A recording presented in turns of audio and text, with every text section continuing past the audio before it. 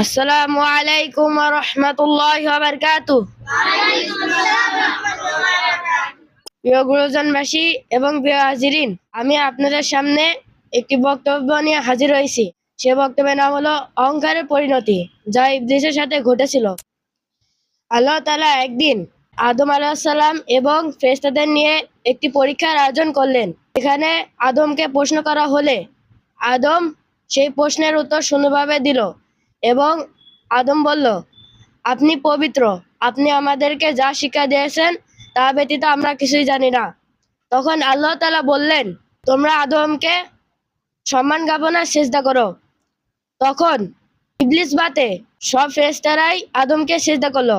এ সম্বন্ধে ইবলিসকে প্রশ্ন করা হলে ইবলিস অহংকার শত বলে উঠল যে আমি আগুনের তৈরি এবং আদম মাটির তৈরি, আমি কেন তাকে সিজদা করব। এ কথা বলার কারণে আল্লাহ তাআলা তাকে মুমিন থেকে বহিষ্কার করে দিলেন। তাই আমরা অহংকার করব না, অহংকার থেকে দূরে থাকবো।